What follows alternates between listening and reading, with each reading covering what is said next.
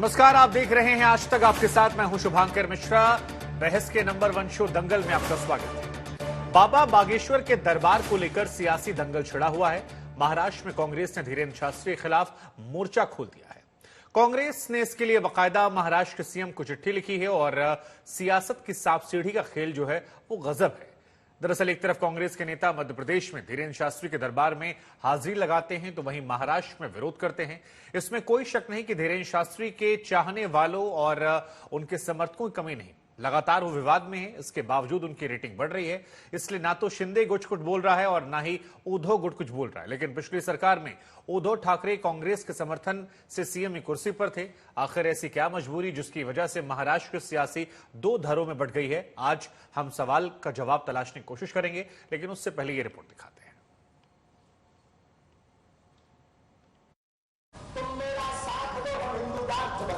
सनातन का झंडा गाड़े रहिए, कायदे में रहेंगे तो फायदे में रहेंगे। बाबा बागेश्वर का दरबार मुंबई में ठीक से सजा नहीं की, सियासी सत्संग शुरू हो गई। नागपुर की गूंज मुंबई में शोर में तब्दील हो गई है। विवादों की जो पोटली नागपुर में खुली थी वो मुंबई तक पीछा कर रही है। मुंबई के मीरा रोड पर आयोजित होने वाले धीरेन्द्र शास्त्री के दिव्य दरबार का कांग्रेस लगातार विरोध कर रही है। कथावाचक धीरेन्द्र शास्त्री पर अंधविश्वास फैलाने का आरोप लगा रही है। कांग्रेस ने पिछली बार नागपुर में हुए विवाद को ही आगे बढ़ाया है, लेकिन इसे संत तुकाराम के अपमान से भी जोड़ा है। महाराष्ट्र कांग्रेस के अध्यक्ष नाना पटोले ने बाकायदा महाराष्ट्र के मुख्यमंत्री एकनाथ शिंदे को चिट्ठी लिखकर बागेश्वर दरबार पर रोक की मांग की। चिट्ठी में पटोले ने प्रगतिशील महाराष्ट्र का हवाला दिया, बाबा पर संत तुकाराम और वारकरी समुदाय के अपमान का आरोप लगाया तो बीजेपी ने कांग्रेस पर हिंदू विरोधी बताते हुए हल्ला बोल दिया। कांग्रेस के साथ एनसीपी भी नजर आ रही है तो वहीं बीजेपी ने कांग्रेस के विरोध को हिंदू विरोध से जोड़कर सियासी आग को नई हवा दे दी है। महाराज जी का उनके विचार और उनकी महत्वता उनको पता नहीं हो और उनको अवमान करने का काम महाराष्ट्र में बागेश्वर जी ने किया है। राज्य के मुख्यमंत्री और राज्य मुख्यमंत्री को हमने एक खत लिखा है और ऐसे वक्तव्य करने वाले जो संत अपने आप को कहते हैं उनके बारे में आपने पूछताछ करना चाहिए, उनके ऊपर कार्रवाई करना चाहिए। ये मांग हमने की है और वो कोई गैर नहीं। हिंदू समाज को, हिंदू समाज के संत साधुओं को बगैर अध्ययन किए पहले जाकर के वे किसी संत के समीप जाकर के बैठे। सनातन हिंदू धर्म का अध्यात्म क्या है, उनमें क्या शक्तियां हैं, कैसे ऊर्जा का संचारण होता है, इस बारे में अध्ययन करें, मंथन करें, उसके बाद विरोध करें।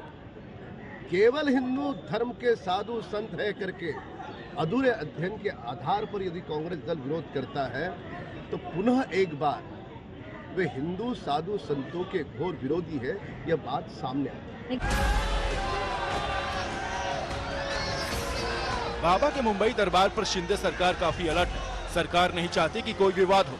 यही कारण है कि पुलिस ने मुंबई दरबार के आयोजकों को आगाह किया है कि कोई भड़काऊ बयानबाजी न हो, कोई सांप्रदायिक बयान न दिए जाए। बागेश्वर धाम को लेकर लगातार विवाद जारी है। इस विवाद के बीच एक बार फिर धीरेन्द्र शास्त्री महाराज महाराष्ट्र पहुंचे हैं। महाराष्ट्र के मुंबई के सटे हुए मीरा रोड इलाके में आज वो अपना दरबार करेंगे। दरबार के लिए मुंबई के अलग अलग इलाकों से लोग पहुंचे हैं। मेरे पीछे आप तस्वीरें देखिए किस तरीके से लोग जो हैं वो यहाँ इकट्ठा हुए हैं। ये हजारों की भीड़ जो है वो धीरेन्द्र शास्त्री के दरबार के लिए यहाँ पहुंचे हैं। एक तरफ सियासत है जो लगातार धीरेन्द्र शास्त्री पे निशाना साध रही है। महाराष्ट्र कांग्रेस के अध्यक्ष नाना पटोले लगातार इसका विरोध कर रहे हैं।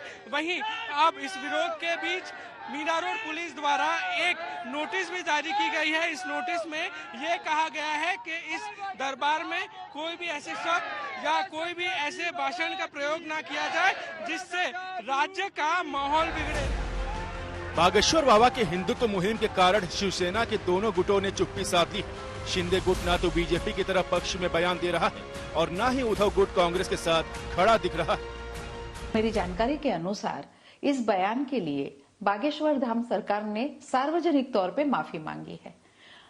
मेरी समझ से ये विषय वहीं खत्म हो जाना चाहिए, क्योंकि संत तुकाराम जी के गांव के लोग जब तुकाराम जी को वेड़ा तो क्या कहते थे, तब वो मुस्कुरा के हाथ जोड़ के उनको माफ करते हुए चले जाते थे। अगर सनातन धर्म का प्रचार प्रसार हमारे देश में हो रहा है तो हम अपनी खुशी जाहिर करते हैं। समय समय पर हमारे महापुरुषों ने हमें ज्ञान दिया है, हमारे साधु संतों ने, ऋषि मुनियों ने हमें प्रेरणा दी है। उसी क्रम में यदि कोई भी युवा उपदेशक हमारे समाज को एक दिशा देने का काम करता है तो हम सदैव उनके साथ रहते हैं। यदि कोई उन्माद फैलाना चाहता है, सद्भावना बिगाड़ना चाहता है, तो हम उसके खिलाफ होते हैं। 3 महीने पहले ही जनवरी में नागपुर में बागेश्वर बाबा का दरबार लगा, तब बाबा डबल मुसीबत में घिर गए थे।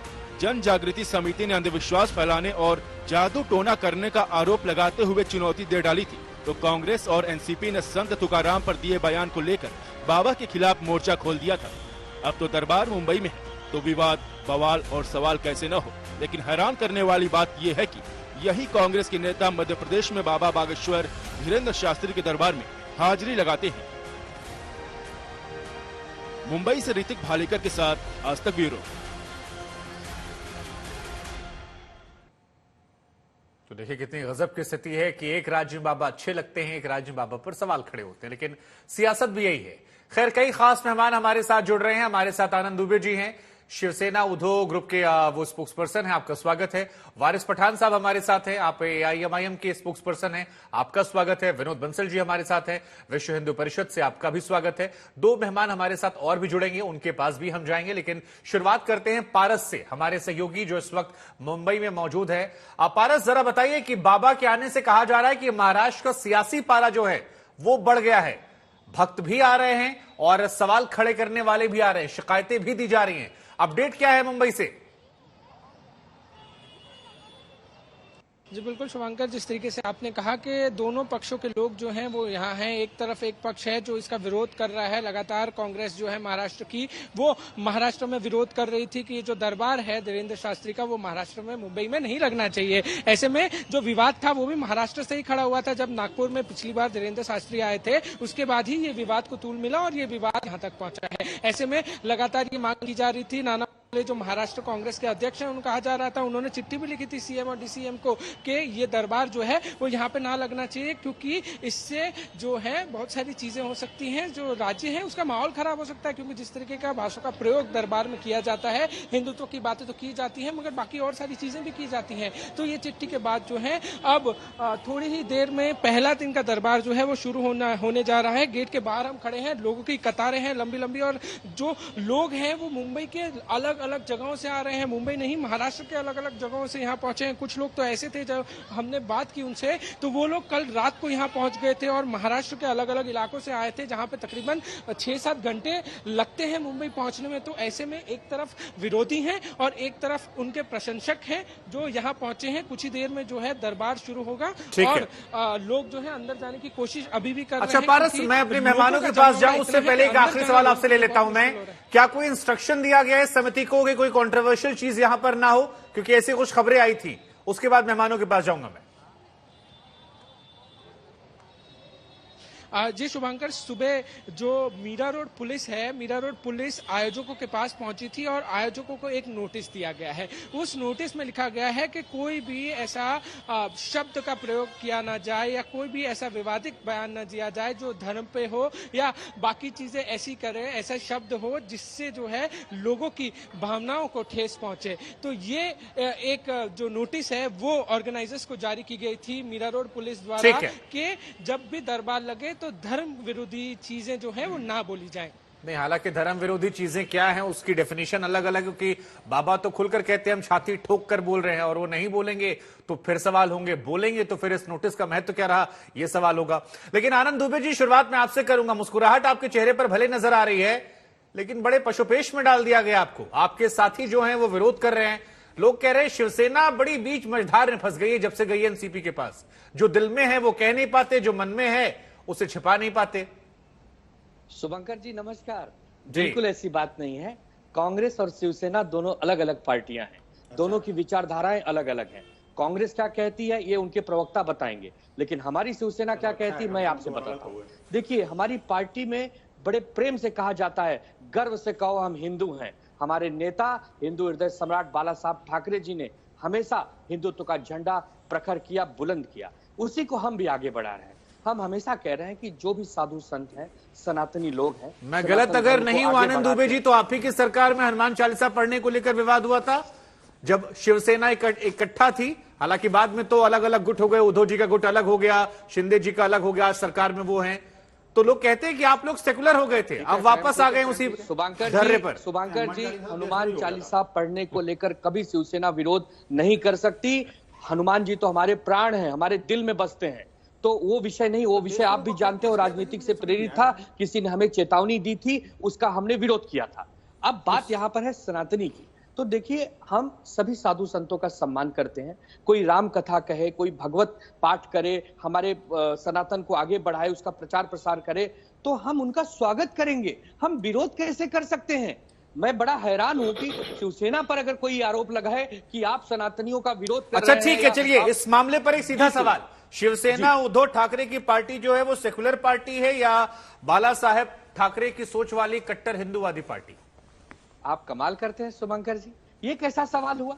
कोई आप ही कह रहे थे अभी हम लोग कट्टर हिंदुवादी सोच के लोग हैं।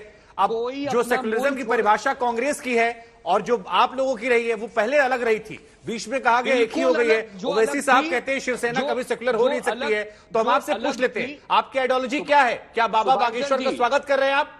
शुभंकर जी, मेरा एक ही कहना है कि जो हमारी पहले मूल आइडियोलॉजी थी वही आज है, वही कल रहेगी। ठीक है, तो बाबा बागेश्वर का स्वागत कर रहे हैं आप, क्योंकि वो भी वही कह रहे हैं कि हिंदुत्व का परचम लहराने पहुंचे हैं। मैं सभी साधु संतों का स्वागत करता हूं जो महाराष्ट्र की पावन धरती पर प्रवचन देने आएंगे, बशर्ते वो सद्भावना फैलाएं, वो कोई उन्माद न करें, कोई दंगा फसाद की बात न करें। साधु संत भी उन्माद फैलाते हैं शुभंकर जी, ये बड़ी ताज्जुब की बात है। विनोद, ये आज मुझे पहली बार पता लगा कि साधु सन्यासी भी उन्माद फैलाते हैं। कमाल की बात है। जो आदमी हिंदू राष्ट्र की बात कर रहा है, हिंदुत्व की बात कर रहा है और बाला साहब ठाकरे का वंशज अपने आप को बता रहा है, और वो पार्टी ये कहती है कि साधु संत बशर्ते को उन्माद न फैलाए। अरे साधु संतों के बारे में ऐसा सोच कैसे लिया आपने? बोलूंगा आखिरकार मैं पूछना चाहता हूँ शुभंकर जी, ये मेरे क्या राजनेता डिसाइड करेंगे कि साधु संत क्या होते हैं? एक मिनट, अरे मुझे बताइए दुबे जी, कम से कम शब्दों की मर्यादा आपको ध्यान रखनी चाहिए। मैं कहता हूँ आपने कितने हिंदू हो, मुझे इसमें कोई शक नहीं है, मैं कोई क्वेश्चन नहीं रेज करता, लेकिन कुछ संतों के बारे में आपने आखिरकार ये सोच कैसे लिया? आपकी हिम्मत कैसे हुई कि साधु संत उन्मादी हो सकते हैं? बशर्ते कैसे हो जाए, बशर्ते कैसे हो जाए? अरे आप हिंदू हैं तो कम से कम हिंदुत्व में विश्वास करिए ना। कोई ठेका नहीं ले, कुछ संतों के बारे में ऐसी बात सोच रहे हो? कोई ठेका नहीं लिया है। आपको ये सोचने से पहले कम से कम 4 बार अंतर में विचार करना चाहिए था। आप हिंदू भी बोलते हैं और साधु संतों के बारे में इस तरह की बातें करते हैं। अरे बात सीधी सीधी है। शुभंकर जी ने जो बात पूछी उसका जवाब तो नहीं दिया आपने। अच्छा ठीक है विनोद जी, मैं आपके पास आऊंगा। एक बार फिर से आनंद जी मैं कोशिश कर लेता हूं, क्योंकि देखिए इस बशर्ते में बहुत महीन सा खेल हो जाता है, आप दोनों तरफ से खेल सकते हैं।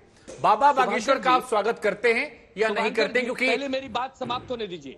हिंदुत्व का मतलब क्या होता है विनोद जी बताइए? हिंदुत्व का नहीं, मुझे बताइए बाबा के बारे में आपने ये कैसे सोच लिया? आपने ये कैसे सोच लिया कि बशर्ते कैसे हो जाए? अरे कुछ संतों के श्री चरणों में जाने के बाद में हमें हमारे सारे पाप नष्ट हो जाते हैं और हमें सदगति प्राप्त होती है, और आप कहते हैं कि बशर्ते कैसे हो जाए?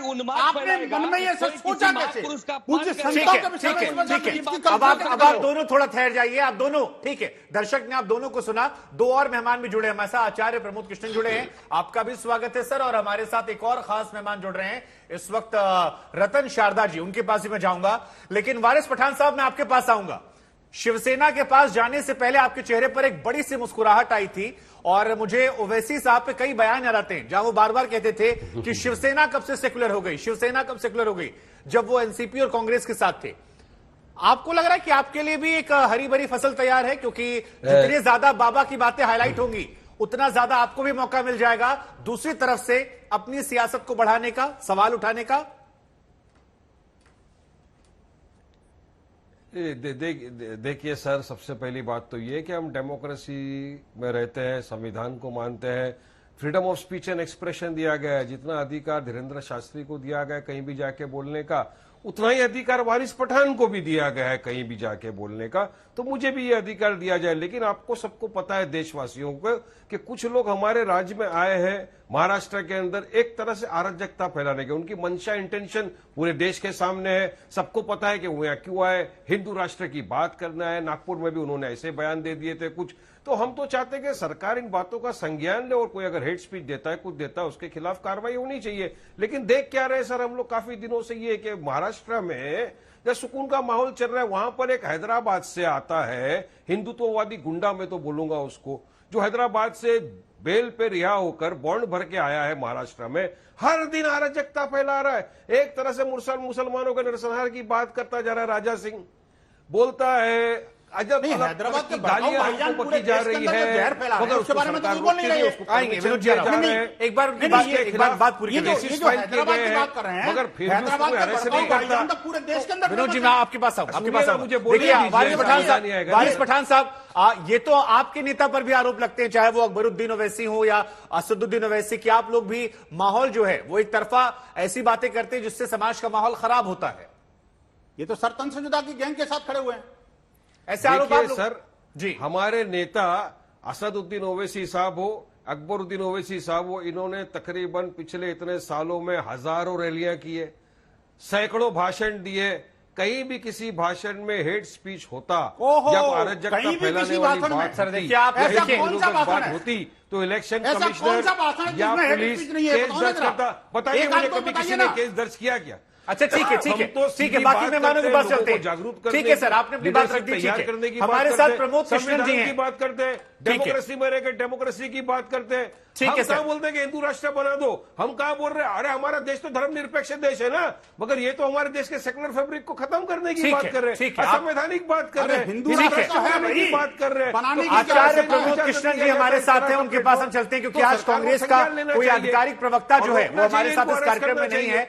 आचार्य साहब की थोड़ी नजदीकियां हैं। आचार्य साहब, वैसे तो आप साधु महात्मा खुद भी हैं, पीठाधीश्वर हैं कल्की धाम के, लेकिन जरा हमें यह बताइए आप कि कांग्रेस का ये कैसा रवैया है कि जब मध्य प्रदेश में हम जाते हैं तो वहां बाबा के चरणों में लोग बैठे हुए नजर आते हैं, वहां पर जय जयकार होती है, वहां पर उनके धाम में पहुंच जाते हैं। मध्य प्रदेश कांग्रेस का एक बड़ा नेता बाबा के खिलाफ पूरे विवाद में एक लफ्ज नहीं बोलता, और महाराष्ट्र में जब जाते हैं तो वहां पर अध्यक्ष साहब जो है कहते हैं कि देखिए प्रदेश का माहौल खराब करने आए हैं। तो ये दोहरापन है, दोगलापन है, या ये सियासत है, और ये है तो क्यों है?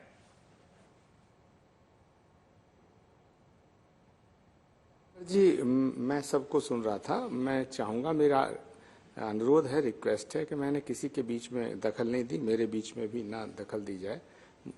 आपने पहली बात कही कि कांग्रेस का कोई प्रवक्ता नहीं आया है, तो प्रवक्ता भाजपा का भी नहीं आया। यही देश की राजनीतिक परिस्थितियां हैं और ये देश का दुर्भाग्य है कि जब फायदा नुकसान देख करके राजनीतिक दल अपने प्रवक्ताओं को भेजते हैं और अपने प्रवक्ताओं को रोकते हैं। दूसरा विषय, भारत भावनाओं का देश है, श्रद्धा विश्वास और आस्था का देश है। किसी भी व्यक्ति को अपने धर्म के प्रचार करने की अनुमति है।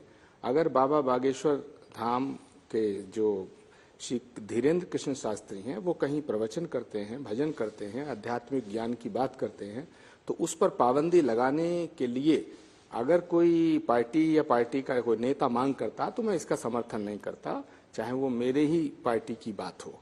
मैं कांग्रेस से नजदीकियां नहीं है, मैं कांग्रेस पार्टी से चुनाव लड़ चुका हूं आदरणीय राजनाथ सिंह जी के खिलाफ, और मैं कांग्रेस के साथ हूं।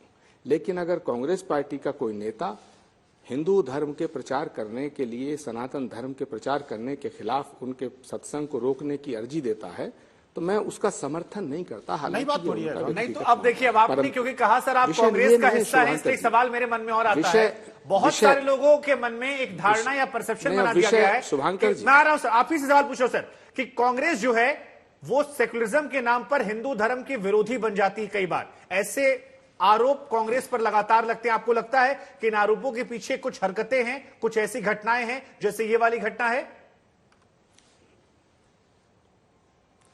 शुभांकर जी, अब जो मैं बात कहने जा रहा हूं ये बहुत गंभीर है और देश हित में इस बात को कहना जरूरी है, क्योंकि सत्ता आती है जाती है, राजनीति में सरकारें आएंगी और जाएंगी, लेकिन देश सलामत रहना चाहिए। महात्मा गांधी से बड़ा कोई हिंदू है? जब महात्मा गांधी की छाती को छलनी किया गया, धरती पे महात्मा गांधी गिरे तो उनके मुंह से निकला हे राम। उन्नसे बड़ा कोई हिंदू है? लेकिन उन्होंने तो नहीं कहा कि ये हिंदू राष्ट्र होना चाहिए। उसी राम की द्रोही बन गई कांग्रेस। मैं आ रहा हूं, सुनिए, उन्होंने तो नहीं कहा। शुभाकर मुझे डिस्टर्ब ना कीजिएगा, वरना मैं नहीं बात करूंगा। मैंने उनको रोक दिया सर, आप अपनी बात पूरी कीजिए। जो सवाल पूछा था मैंने कि क्या कांग्रेस के ऊपर जो आरोप लगे हैं हिंदू विरोधी होने के। सुनिए जी, मैं अब मेरी बात ही पूरी होने दीजिए, उसके बाद आप जो सवाल करेंगे मैं उसका जवाब दूंगा। जी, क्या सुभाष चंद्र बोस ने जब ये नारा दिया था कि तुम मुझे खून दो मैं तुम्हें आजादी दूंगा, तो क्या उन्होंने सोचा होगा कि ये देश केवल बंगालियों का हो? क्या पंडित चंद्रशेखर आजाद ने जब अपनी कनपटी पे आखिरी गोली दागते हुए बलिदान दिया तो उन्होंने सपने में सोचा होगा कि ये देश केवल हिंदुओं का और पंडितों का होना चाहिए? क्या सरदार भगत सिंह ने जब फांसी के फंदे को चूमा 23 साल की उम्र में, तो उन्होंने सपना लिया होगा कि ये देश केवल सिखों का होना चाहिए?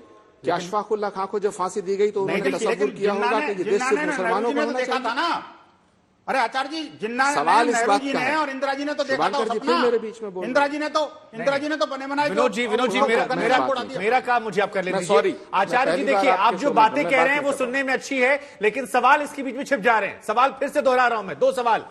अगर आप ये कह रहे हैं कि देश सभी का है, अच्छी बात है, तो दूसरा वर्ग ये सवाल पूछ रहा है कि क्या इसी तरीके से बाकी धर्मों के लोगों का कभी विरोध किया गया?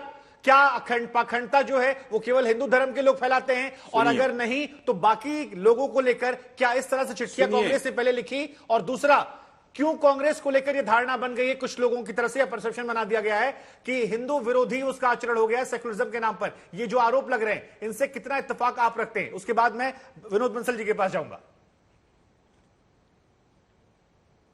शुभांकर जी, पहली बात है, हम जिस धर्म में पैदा होते हैं, हम जिन संस्कारों को मानते हैं, वो हमारी श्रद्धा का विषय है, लेकिन वो हमारा व्यक्तिगत विषय है। लेकिन हम जिस देश में रहते हैं, जिस राष्ट्र में रहते हैं, एक धर्म राष्ट्र का भी होता है। तो अगर कोई व्यक्ति कहता है कि ये हिंदू राष्ट्र है, तो मैं कहता हूं उसके खिलाफ देशद्रोह का मुकदमा लगाना चाहिए। अगर कल को कोई कहेगा ये इस्लामिक राष्ट्र बाबा बागेश्वर पर आप कह रहे हैं देशद्रोह का मुकदमा चलाया जाए, क्योंकि वो तो यही मांग कर रहे हैं, खिलाफ एनएसए के तहत कार्रवाई होनी चाहिए। बाबा बागेश्वर तो कह रहे हैं सर हिंदू राष्ट्र बनना चाहिए। तरीका थोड़ी तो क्या आप मांग करते हैं? आपका इतना बड़ा चैनल है, मेरी लेट मी फिनिश। नहीं, मैं क्या कहना चाहता हूं शुभांकर, ये आपको कैसे पता? मेरी बात सुनेंगे तभी तो पता चलेगा। मैं आपसे हाथ जोड़ के निवेदन कर रहा हूं कि आज पंजाब के अंदर खालिस्तान की डिमांड करने वाले अमृतपाल सिंह को गिरफ्तार किया गया है। अगर कोई खालिस्तान का नारा लगाता है तो उसके खिलाफ, देश के खिलाफ बोलने के तहत कार्रवाई होनी चाहिए, एनएसए लगनी चाहिए, राष्ट्रद्रोह लगना चाहिए। तो अगर खालिस्तान की डिमांड करने वाले व्यक्ति के खिलाफ राष्ट्रद्रोह लग सकता है, इस्लामिक राष्ट्र की अगर कोई डिमांड करे उसके खिलाफ एनएसए की कार्रवाई होनी चाहिए, मैं वहां मांग कर रहा हूं। तो मैं ये आपका पॉइंट वैलिड है शास्त्री जी से कि धर्म और राष्ट्र, ठीक है, धर्म और राष्ट्र का एक धर्म होता है, उसका पालन करें। ठीक है, आप जो कह रहे हैं, हालांकि आपने मेरे सवालों का जवाब नहीं दिया, लेकिन आपने एक नया पॉइंट रेस किया, वो सवाल विनोद जी से पूछूंगा मैं। विनोद जी, अब से थोड़ी देर पहले हमने खबर पढ़ी कि खालिस्तान की मांग करने वाले अमृतपाल को गिरफ्तार किया गया। हालांकि उसने हिंसा करवाई थी, हमने देखा अजनाला थाने में ले जाकर फोर्स के साथ किस तरह से किया, बंदूक कैरी कर रहा है, हिंसा की प्रवृत्ति वहां हुई, अमित शाह को धमकी दी गई, बहुत सारी और भी चीजें थी उस गिरफ्तारी को लेकर। सिर्फ खालिस्तान की मांग नहीं थी, और भी कई चीजें थी।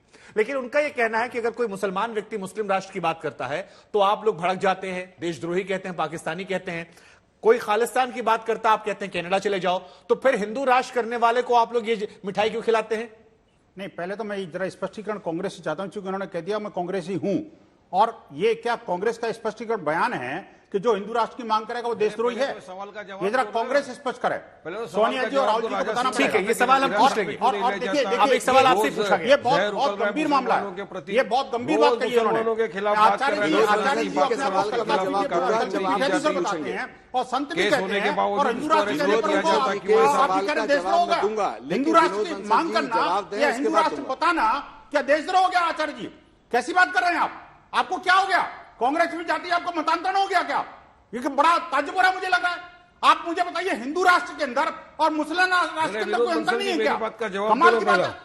अरे भाई, कहां आसमान का तरह की बात करना उचित है क्या? आप किससे कंपैरिजन कर रहे हैं? मुसलमानों का आर्थिक बहिष्कार कर दो, गालियां बकना, भारत हिंदू राष्ट्र खिलाफ कार्रवाई क्यों नहीं हो रही है? रहेगा नहीं, विनोद बंसल जी, विनोद बंसल जी, अब से आज तक पर ही पिछले कॉन्क्लेव में देश के गृह मंत्री अमित शाह से हमने ये सवाल पूछा था कि क्या आप लोग के किसी भी एजेंडे में हिंदू राष्ट्र की परिकल्पना है? उन्होंने कहा नहीं, भारत की खूबसूरती जो है वो इसी सेक्युलरिज्म में है। अगर देश के गृह मंत्री ये कह रहे हैं, अगर प्रधानमंत्री कह रहे हैं सबका साथ सबका विश्वास, तो फिर आप लोग कैसे कह रहे हैं कि हिंदू राष्ट्र था? और फिर वो सवाल मैं पूछ रहा हूं आपसे कि अगर मुस्लिम राष्ट्र की मांग करने वाले को आप गद्दार कह रहे हैं, देशद्रोही कह रहे हैं, खालिस्तान वाले को आप कह रहे हैं कि आतंकवादी है, बाहर भगा दो, तो फिर हिंदू राष्ट्र वाला अलग कैसे है? क्योंकि देश तो सबका है, जितना मुसलमानों का है उतना हिंदुओं का, उतना क्रिश्चियन का, उतना ही सिखों का। देखिए, दो बातें बड़ी भिन्न है। कैसे समझाइए जरा। देखिए, बात बड़ी स्पष्ट है।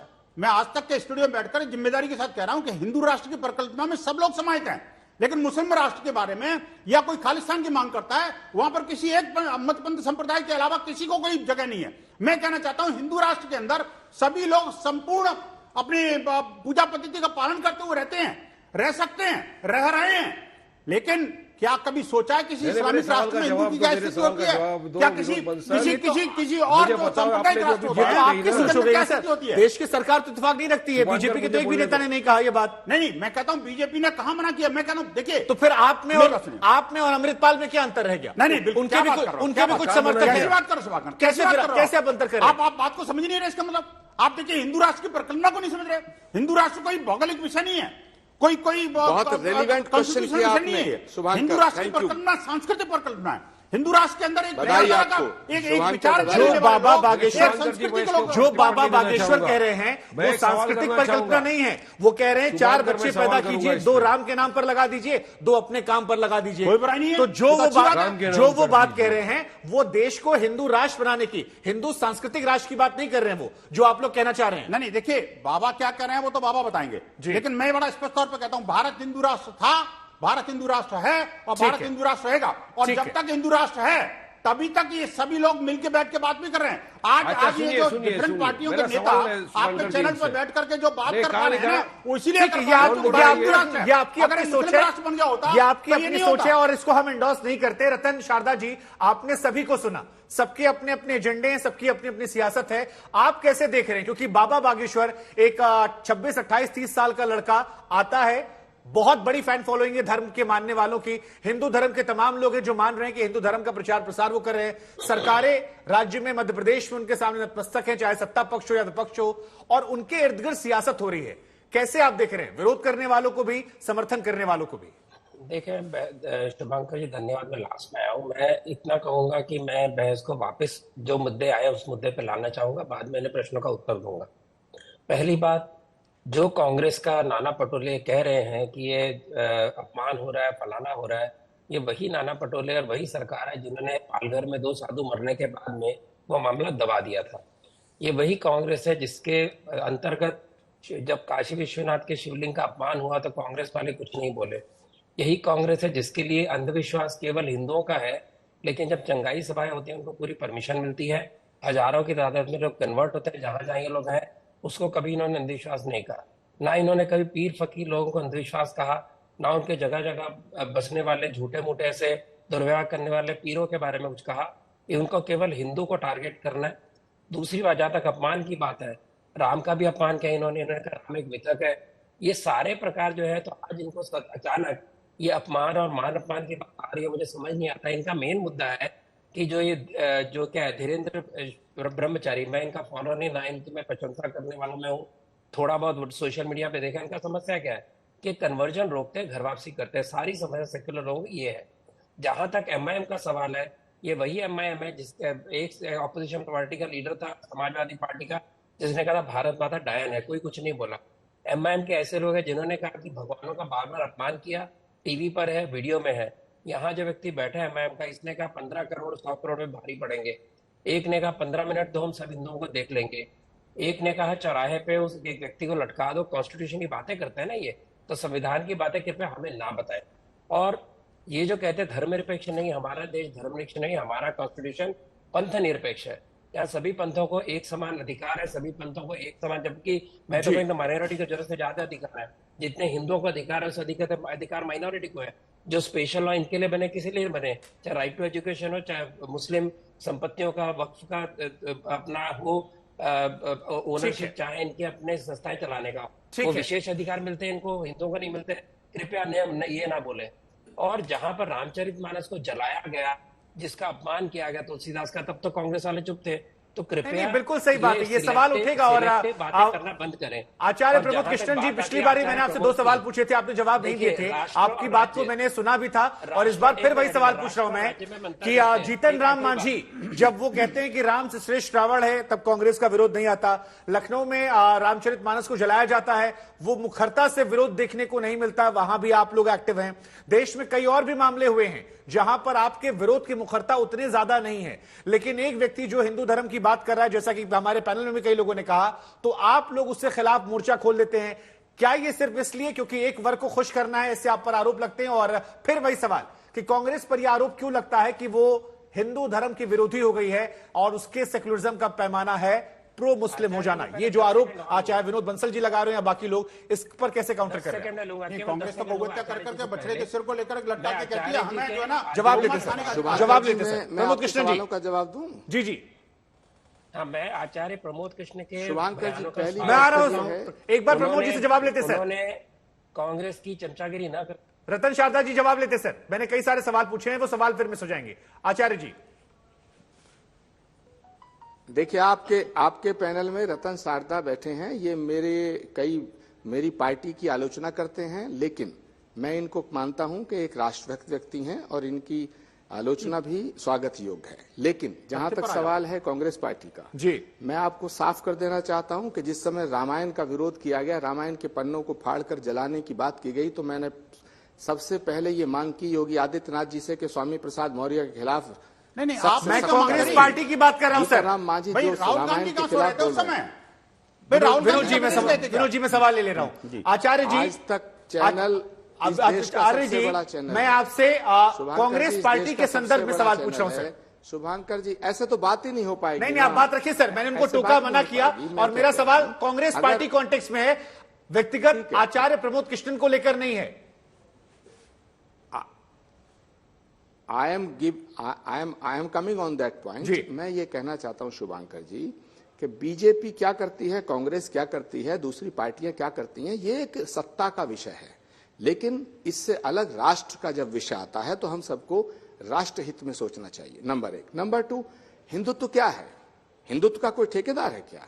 क्षमा का नाम हिंदुत्व है, दया का नाम हिंदुत्व है, करुणा का नाम हिंदू राष्ट्र का देशद्रोह है। सर एक सेकंड, फिर वो नाराज हो जाएंगे। सद्भावना का नाम विश्व बंधुत्व, संपूर्ण हिंदू समाज नाराज है। विश्व बंधुत्व के उद्घोष का नाम हिंदुत्व। जब ये कहते हैं हिंदू राष्ट्र का है ना, हिंदू राष्ट्र की परिकल्पना करना राष्ट्रद्रोह है, देशद्रोह है। एक सेकंड सर, कांग्रेस का बयान है। विनोद जी एक मिनट रुक जाइए, बताना पड़ेगा आचार्य जी, क्या कांग्रेस का बयान है ये? एक सेकंड आचार्य जी, देखिए मुख्य सवाल, आचार्य जी क्या तमाशा, आपकी बात जो है सर, आपकी बात में जो मेरा मुख्य सवाल है वो रह जा रहा है सर। दुखी है आचार्य जी, हृदय दुखी है। आचार्य जी देखिए, क्योंकि डिबेट में समय कम होता है सर। अच्छा, एक मिनट, होनहार एंकर मानता हूं, आपकी ड्यूटी है, आपका दायित्व है। नहीं, मैं अपना दायित्व निभा रहा हूं सर, लेकिन मेरी आपसे भी गुजारिश है कि आप अपने उत्तर को थोड़ा संक्षिप्त रखें सर, ताकि मैं बाकी पैनलों पर पहुंच सकूं। सवाल फिर वही है कि ये क्यों आप पर आरोप लग रहे हैं कांग्रेस पार्टी पर हिंदू विरोधी होने के, और क्यों ऐसे विरोध जो हैं वो उत्तर प्रदेश अध्यक्ष की तरफ से लेटर में नहीं आते हैं? आचार्य प्रमोद कृष्णन कह रामचरितमानस का विरोध किया, लेकिन क्या यूपी प्रदेश अध्यक्ष ने किया? क्या बिहार प्रदेश अध्यक्ष ने किया जीतन राम मांझी को लेकर, या बाकी जगहों पर? शुभांकर जी, ये तो आपकी डिबेट में कह रहे हैं हिंदू राष्ट्र जो है ना देशद्रोह है। हिंदू राष्ट्र आज तक सबसे बड़ा चैनल है, आपकी बहस को करोड़ों लोग देख रहे हैं, कान खोल के सुन लिया जाए। जो व्यक्ति कहता है ये विनोद जी, जो व्यक्ति कहता है, जो मेरी बात को सुनिए, कान खोल के सुनिए सब लोग, नहीं जाना चाहिए पूरे देश में। हिंदू राष्ट्र की बात करना, जो व्यक्ति कहता है कि ये हिंदू राष्ट्र हम बनाएंगे, क्या कांग्रेस का बयान है ये? विनोद बंसल सुनो, हिंदू राष्ट्र की बात करना क्या राष्ट्र के अंदर देशद्रोह है? कांग्रेस स्पष्ट करे। बंसल जी सुनो, क्या ये कांग्रेस का बयान है? आचार्य जवाब लेते विनोद बंसल जी सुनो, बताइए, कान खोल के सुनो, बोलिए, सुनना सीखो, बोलिए। अगर हिंदू राष्ट्र बनाना चाहते हो तो इस देश के संविधान में संशोधन कराइए मोदी जी से। हम बनाने की बात नहीं करते, गृहमंत्री ये कहता है कि ये धर्मनिरपेक्ष राष्ट्र है, आपको आपत्ति क्यों है? हिंदू राष्ट्र की बात कर रहे हैं, उनके खिलाफ देशद्रोह का मुकदमा दर्ज होना चाहिए। कांग्रेस को क्यों आपत्ति है? ठीक है, एक सेकेंड आचार्य जी, उनका सवाल यह है कि क्या आप अभी भी इस बात पर कायम है कि हिंदू राष्ट्र की जो बात कर रहा है वो देशद्रोही है? ये कांग्रेस का बयान है क्या, ये बताना? क्या ये कांग्रेस का बयान है? मैं जब मैं जवाब दे रहा हूं तो बीच में आप सर जवाब सुन लीजिए सर, एक बार जी आचार्य जी, जवाब भी बना रहे हैं। अगले 40 सेकंड, 1 सेकंड, 40 सेकंड आप भी खामोश रहिए। आचार्य जी, अगले 40 सेकंड से लेकर 1 मिनट आपके पास है, कोई डिस्टर्ब नहीं करेगा। अपनी बात रखिए। 2 सवाल है, सीधे सवाल है। क्या हिंदू राष्ट्र की बात करना देशद्रोह है, और क्या यह कांग्रेस का आधिकारिक बयान है? देखिए, मैं ये कह रहा हूं कि धीरेन्द्र कृष्ण शास्त्री या कोई भी धर्म गुरु किसी भी धर्म का है, उसे अपने धर्म के प्रचार प्रसार करने का पूरा सवाल फिर चले भी बना। लेकिन अगर कोई व्यक्ति कहता है कि ये देश, आचार्य जी स्ट्रेट फॉरवर्ड बोलिए, ये देश, देखिए बीच में क्यों टोकते हैं? बात धीरेन्द्र कृष्ण शास्त्री की नहीं हो रही, बात आपकी हो रही है। जो कांग्रेस ने बयान दिया है आज अभी आज तक, जो सबसे बड़ा चैनल है, उस पर यह कहा है कि भारत में हिंदू राष्ट्र की बात करना देशद्रोह है। क्या यह कांग्रेस का बयान है? स्पष्ट हाँ या ना बताइए। आचार्य जी, आपसे वो जवाब देखिए, हम आपसे 5 मिनट से बात कर रहे हैं सर। मैं इस तरह बात नहीं कर। जी जी, मैंने विनोद जी प्लीज आपसे रिक्वेस्ट मेरी है। आचार्य जी फिर देखिए, आप बात की भूमिका में ज्यादा समय ले रहे हैं सर, मूल सवाल छिप जा रहा है। गलत जवाब दे नहीं सकते। मूल सवाल यह है, जो आपने कहा कि अगर कोई व्यक्ति हिंदू राष्ट्र की बात कर रहा है तो वो देशद्रोही है। क्या इस स्टैंड पर आचार्य जी और कांग्रेस पार्टी कायम है? आप पार्शियलिटी की बात कर रहे हैं, आप इस देश के खिलाफ बात कर रहे हैं।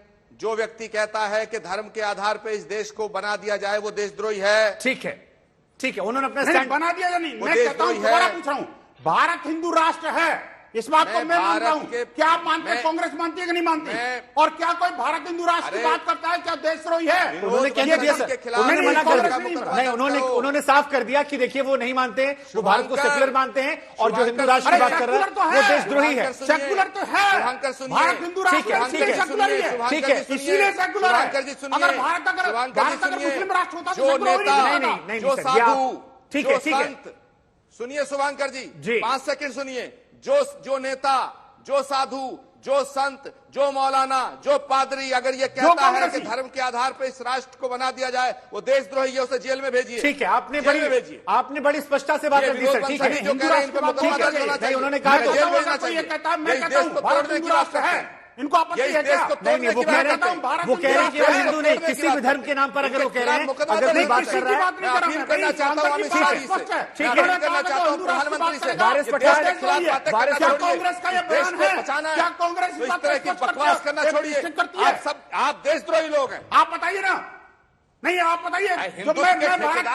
हिंदू राष्ट्र की बात करते हैं, जो लोग भारत हिंदू राष्ट्र कहते हैं, क्या वो देशद्रोही हैं? श्रीमद् भगवत गीता पढ़ी आपने? रामचरितमानस पढ़ी आपने? गोलमाल मत करिए, उपनिषद जलेबी मत बनाइए।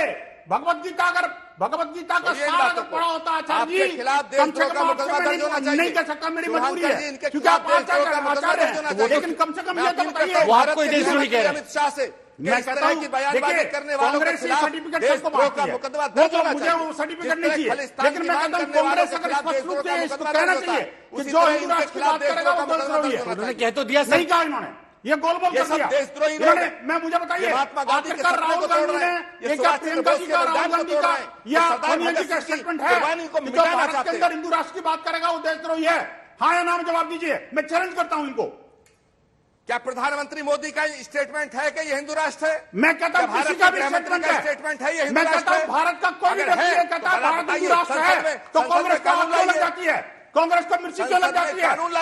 कांग्रेस चेहरे को क्यों दिखाने लग जाती है? आकर बताइए ना। हम समर्थन अगर आपके अंदर हिम्मत है, आपके अंदर कांग्रेस के अंदर हिम्मत है, तो मैं चैलेंज कर रहा हूं आज तक पर ये कह के दिखाए कि जो भारत राष्ट्र की बात करेगा वो देशद्रोही है। आप दोनों को मैं काफी समय दे चुका हूं, आप दोनों ने अपनी अपनी बात रख दी। ठीक है, ठीक है, आप दोनों ने अपनी अपनी बातें रख दी। अब दर्शक तय कर ले, बनाना है, दर्शक तय कर ले। हालांकि हम फंस गई है। ठीक है, ठीक है। वारिस पठान साहब, आपने ये पूरी चर्चा सुनी और रतन शारदा जी ने आपको लेकर भी आरोप लगाया था, जिसपे कहा गया कि आपके नेताओं ने भी कहा कि देखिए 15 मिनट देकर देख लीजिए, 10-15 करोड़ पर 100 करोड़ पर भारी पड़ जाएंगे। ऐसे बहुतेरे आप लोगों पर आरोप लगे हैं, जो वीडियो सामने हैं। लेकिन फिर जब बात हिंदू धर्म की आती है तो आप पर आरोप लगता है कि आप लोग कॉन्स्टिट्यूशन के भी छिप जाते हैं। लेकिन जब आप अपनी रैलियों में जाते हैं तो वहां पर मजहबी बातों को आप आगे रखते हैं, मजहब के नाम पर अपनी सियासत को बढ़ाते हैं। और धीरेन्द्र शास्त्री से आप लोग इसलिए परेशान हैं क्योंकि वो अपने धर्म की बात कर रहे हैं। इनके तो पार्टी के नाम में मजहब है।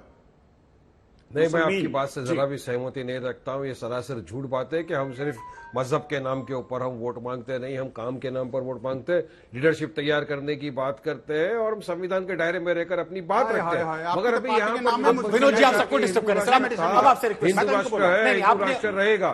तो मैं सवाल करना चाहूंगा, क्या ये स्टेटमेंट नरेंद्र मोदी जी भी इसी को मानते हैं? क्या होम मिनिस्टर भी यही मानते हैं? तो मैं आचार्य जी की बात से सहमत हूं कि अगर नहीं तो जिसको ये कहा कि खालिस्तान होना चाहिए राज्य, उसके खिलाफ आपने देशद्रोह का चार्ज लगाया। तो विनोद बंसल जिसने कहा कि ये हिंदू राष्ट्र है, उसके खिलाफ भी चार्ज होना चाहिए। नहीं, उन्होंने और भी दंगा फसाद किया सर, केवल एक मामले को लेकर नहीं है सर। वारिस पठान अजनाला थाने में अपने समर्थकों के साथ हथियार लेकर गए थे, गुरु ग्रंथ साहिब लेकर गए थे, बहुत सारी चीजें हुई उसके बैकग्राउंड में। बैठे हुए उन्होंने ये कहा कि एमआईएम, अच्छा सुनिए, राजनीतिक विश्लेषक ने कहा कि लोग ऐसी बातें करते हैं 15 मिनट ये वो।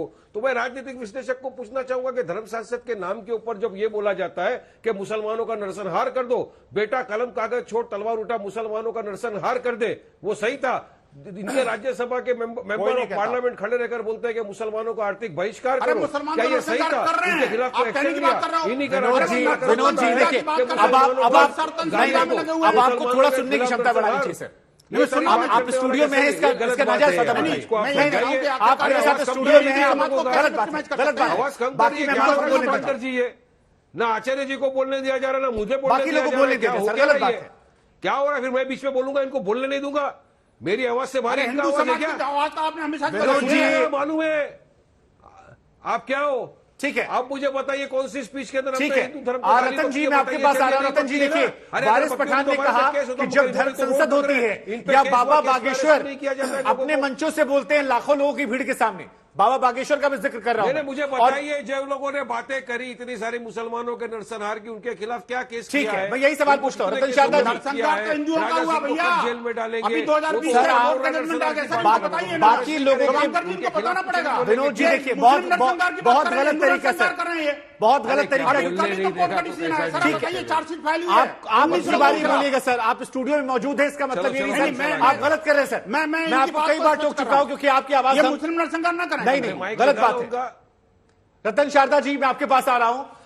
वारिस पठान ने आप पर कई तरह के आरोप लगाए हैं कि हिंदू धर्म में भी कई सारी ऐसी धर्म संसद होती है जहां से कट्टर बातें निकलती हैं। हमने उत्तराखंड में देखा, कई और सारे ऐसे लोग हैं जिन पर केसेस भी बने। तो ऐसे में कैसे डिफरेंशिएट करते हैं? और ये मामला जो है, क्या बीजेपी भी इसे भुना रही है क्योंकि मध्य प्रदेश में चुनाव है और हिंदू धर्म के नाम पर वोट बैंक की पॉलिटिक्स करनी है? कितनों को अरेस्ट कर लिया आपने? चलिए बताइए केस में।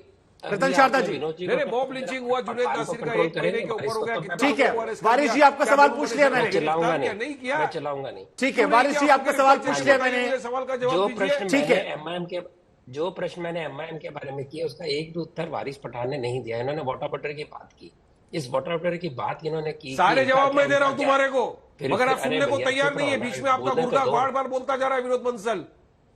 अब बोल लिया आपने, हो गया आपका। ना तो आपने 15 करोड़ वर्सेस 100 करोड़ का जवाब दिया, ना आपने भगवानों के अपमान का जवाब दिया, ना आपने चौराहे पे लटका देंगे कि बात क्या संविधान की बात करते हैं। दूसरी बात, इनका पखंड बताता है। जहाँ धर्म संसद जिसको बोल रहे हैं, आप तो जवाब दो ना मेरी बात का। शुरू हो गए मुसलमानों का नरसंहार कर दो, हिम्मत रखो ना, कलम कागज छोड़ दो, तलवार उठाओ, गर्दन काट दो। उसके बारे में आपकी क्या राय है? पहले उस बात का जवाब दो, आप पहले मेरे सवाल का जवाब दो। शुभांकर जरा सुनिएगा, मेरी बात पूरी करने देंगे? ठीक है, बोलिए सर। जहां तक कोई धर्म संसद के नाम पे 8-10 लोग इकट्ठा करके कोई बात करते हैं, क्या उनके ऊपर केस नहीं चला? क्या उनके ऊपर कानूनी कार्रवाई नहीं हुई? क्या उसको किसी ने अपनी पुस्तक का, अपने धर्म ग्रंथ का कोटेशन देके उसको सही साबित किया? नहीं किया। ये फर्क है एमआईएम जैसे धर्मांध लोगों में और हिंदू संगठनों में। क्या जो संगठन, जो बड़े संगठन है, इसने किसी ऐसी बात की? नहीं की। तो कृपया छोटे मोटे विषय जो एक दो को बैठे हुए बोलते हैं, आप तो इतनी बड़ी पार्टी नहीं सर, समस्या यही हो गई सर, हर आदमी ने अपने हिसाब से तय कर लिया कि मसला बड़ा कौन सा, छोटा कौन सा है। हमारी कोशिश थी सर इस मामले को समझने की, धर्म की आड़ में सियासत जो है वो लगातार चल रही है, चाहे विरोध करके या उसका समर्थन करके। फिलहाल दंगल में इतना ही, बाकी फैसला हम दर्शकों पर छोड़ देते हैं। कौन अपनी सियासत को धर्म की आड़ में चमका रहा है, ये तय करने वाले आप हैं और वोट आप देते हैं, इसलिए बेहतर है इसका अंतिम फैसला आप करें। दंगल में इतना ही, आप देखते रहिए आज तक।